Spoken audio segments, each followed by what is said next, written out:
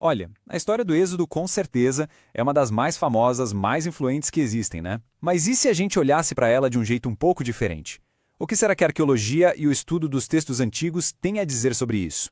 É exatamente essa a nossa proposta hoje, mergulhando nas ideias do livro A Fraude do Êxodo para entender os argumentos que desafiam essa história bíblica tão fundamental. Então, para a gente organizar o raciocínio, nosso papo vai seguir 5 etapas. Primeiro, vamos relembrar aquela história que provavelmente todo mundo aqui conhece. Depois, vamos investigar uma coisa bem curiosa: a falta de provas arqueológicas. Na sequência, a gente mergulha fundo no próprio texto da Bíblia para ver o que ele revela. Também vamos falar sobre o dilema do faraó. E, para fechar, vamos conhecer uma teoria surpreendente sobre como essa narrativa pode ter surgido de verdade. Essa é uma história que mexe com a gente, né? O povo de Israel escravizado no Egito por séculos, sofrendo. E aí eles clamam por liberdade. Surge a figura de Moisés, que vai lá e peita o faraó. Vêm as pragas terríveis, uma atrás da outra, até a fuga espetacular, com o Mar Vermelho se abrindo. E aí começa aquela jornada de 40 anos pelo deserto, rumo à Terra Prometida. Épico, não é? E aqui a coisa começa a ficar gigante. O texto bíblico fala em 600 mil homens. 600 mil. E isso, atenção, sem contar mulheres e crianças. Se a gente fizer uma conta por baixo, estamos falando de quase 2 milhões de pessoas. Imagina só, uma multidão desse tamanho caminhando pelo deserto. Uma migração assim, bom, em tese, deixaria rastros por todo lado, certo? Marcas na história, na areia, em tudo. E é exatamente aí que a gente chega no ponto central da nossa análise. Porque vem um arqueólogo super respeitado, o Rael Finkelstein, e solta uma bomba. Ele diz com todas as letras: o Êxodo não existiu. E olha, essa não é uma opinião tirada do nada não, é a conclusão de décadas e décadas de escavações e pesquisas em campo. Então, vamos começar pelo que a fonte aponta como o primeiro grande pilar desse argumento: a arqueologia. A lógica é simples. Se um evento dessa magnitude realmente aconteceu, cadê as provas? Onde estão os vestígios físicos? A busca por eles foi, e ainda é, intensa. E os resultados? Bom, eles são, no mínimo, surpreendentes. O que impressiona aqui é o silêncio. Um silêncio total. Pensa bem, os egípcios eram conhecidos por serem burocratas. Eles anotavam tudo. E mesmo assim, não existe um único papiro, uma inscriçãozinha sequer falando de um povo estrangeiro gigantesco vivendo lá por 430 anos. Nada sobre a sua partida repentina. E o deserto do Sinai? Apesar de ser enorme, ele é um ótimo lugar para preservar vestígios. E até hoje, nada. Nem um acampamento, nem um pedaço de cerâmica. É como se essa multidão de 2 milhões de pessoas fossem fantasmas. Mas não é só a falta de provas que chama a atenção. O próprio texto bíblico tem pistas de que algo não se encaixa. São chamados anacronismos. Sabe o que é isso? São detalhes que simplesmente não pertencem à época em que a história deveria ter acontecido. Por exemplo, o texto fala de camelos sendo usados para transporte. Só que isso só se tornou comum muito tempo depois, lá pelos séculos 8 e 7 a.C. A mesma coisa vale para os filisteus, ou para cidades e reinos que simplesmente não existiam daquela forma naquela época. É como se fossem impressões digitais, sabe? Que mostram quando o texto foi realmente escrito. Ok, então se eles não vieram do Egito, de onde surgiram os primeiros israelitas? A arqueologia aponta para uma resposta bem diferente. Eles já estavam lá. Eram provavelmente grupos de pastores locais, cananeus, que por volta do século XII a.C. começaram a se fixar nas colinas da região. E o mais curioso é que no registro arqueológico, a única coisa que realmente os diferenciava dos vizinhos era um detalhe na dieta: a ausência total de ossos de porco em seus assentamentos. Tudo bem, vamos dar uma pausa na arqueologia e olhar para a história de outro ângulo, o próprio texto. Porque quando a gente analisa a Bíblia como um documento literário, percebemos que a história do Êxodo não é um bloco único, sabe? É mais como uma colcha de retalhos, costurada com muito cuidado ao longo do tempo. Os especialistas chamam isso de hipótese documentária. A ideia é a seguinte: os primeiros 5 livros da Bíblia não foram escritos por uma única pessoa, do começo ao fim.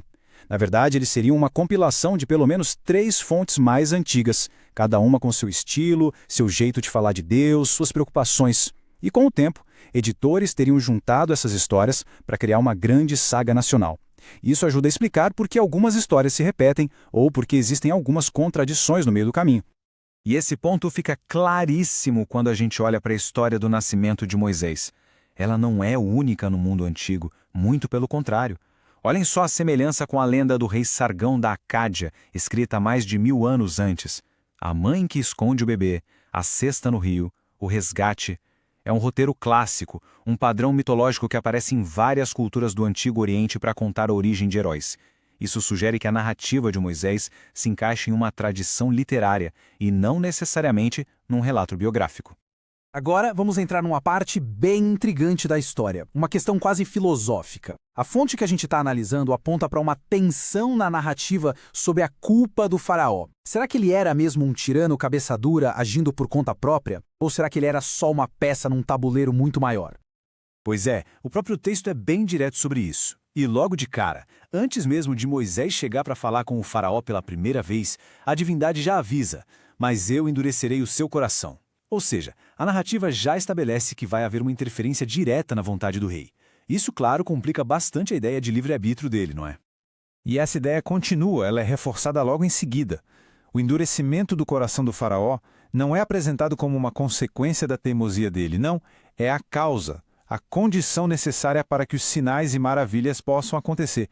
Em outras palavras, a resistência do faraó, dentro da lógica da história, é o que abre a porta para a demonstração do poder divino. E aqui não resta dúvida, a motivação é dita com todas as letras. Pois eu endureci o seu coração, para que eu possa mostrar estes meus sinais. O agente da ação é explícito. A fonte argumenta que isso transforma fundamentalmente a natureza do conflito, porque a própria divindade provoca a teimosia do faraó com um objetivo claro: criar o palco para a exibição de poder. Então, vamos amarrar essa ideia. O ponto central do argumento é o seguinte: segundo essa leitura do texto, o faraó não é um adversário que age por vontade própria. A teimosia dele é induzida divinamente para justificar as 10 pragas. O drama da libertação se torna, então, um evento orquestrado para estabelecer a supremacia de um Deus sobre os outros. Se a história do Êxodo não é um relato histórico do século XV a.C., então o que ela é? É aqui que a análise da fonte nos traz uma proposta que conecta todas essas pontas soltas, a ideia de que a história foi escrita muito tempo depois, com um propósito político e religioso bem específico. Essa linha do tempo é a chave para entender a teoria. Por volta de 722 a.C., o reino de Israel, que ficava no norte e era o mais rico, é destruído pelos assírios.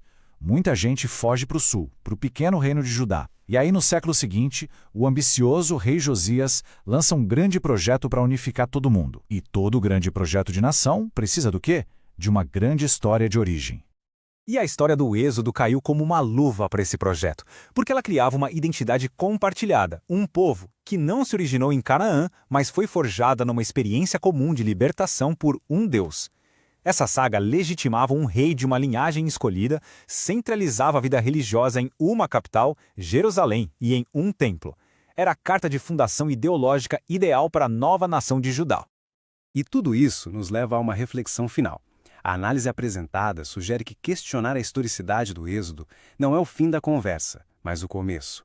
Se a narrativa não é um registro de eventos passados, ela se revela como algo talvez mais poderoso, um mito fundador projetado para moldar a identidade, a teologia e o futuro de um povo. A questão, então, muda de o que aconteceu para por que esta história foi contada.